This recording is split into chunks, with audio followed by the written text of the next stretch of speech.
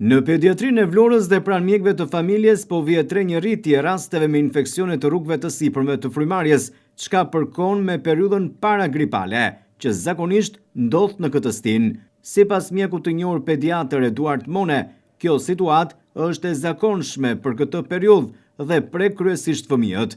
Duke qenë se rinofaringjiti është një diagnozë e dyfishtë. Në radhë të parë mund të kemi thjesht dhimbjen e grykës me një temperaturë të lehtë dhe me mungesë të oreksit ose vështirësi në gëlltitje, që me 2-3 ditë pushimi edhe me masa që vetë prindi mund t'i marri me pak paracetamol, me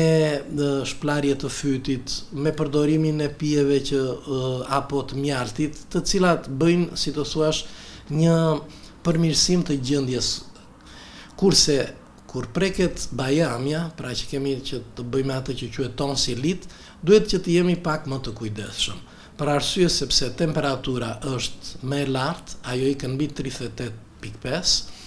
vështirësia në gëlltitje është më e madhe, dhimbja e fytit është më e madhe dhe gjendja, si të thuash, e toksicitetit apo e humbjes së fuqisë dhe keqënies së fëmijës është më e madhe. Megjithatë, mjeku Mone paralajmëron se nëse simptomat përkeqësohen, veçanërisht me rritje të temperaturës, duhet kërkuar me një ndim mjekësore. Në rast se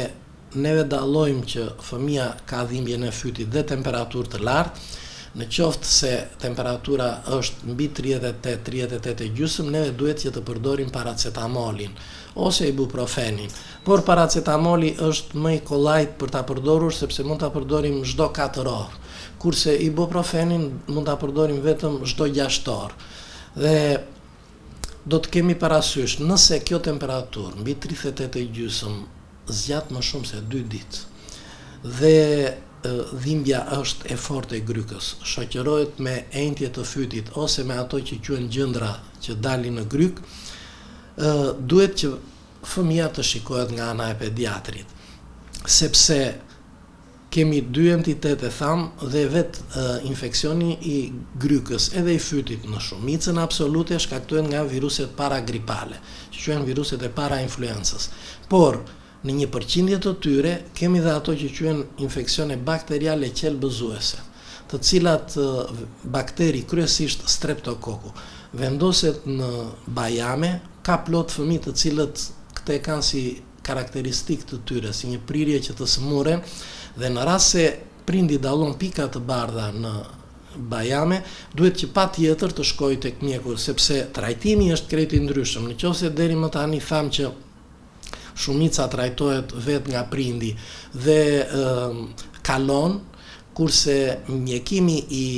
tonsilitit të qelbëzuar, pra gryk të qelbëzuar, kërkojnë patjetër një vizitë dhe një mjekim më të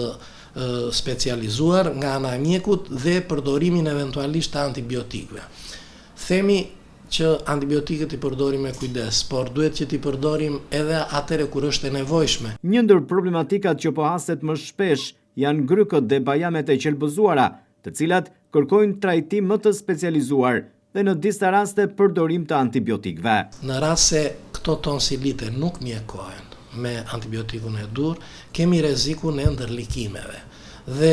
bajamet e dim që japin ndërlikim, ngacmojnë veshin, ngacmojnë rrugët e poshtme të frymarrjes, japin goditje në kyçet e fëmijës, reumatizmin artikular akut, godasin valvulat e zëmrës që japin përsëri në kuadrin e reumatizmit dhe më radh godasin dhe veshkat që është glomerulonefriti. Këto vërtet janë ndërlikime më të ralla, por rritet mundësia e tyre nëse neve nuk e mjekojmë fëmijën siç duhet.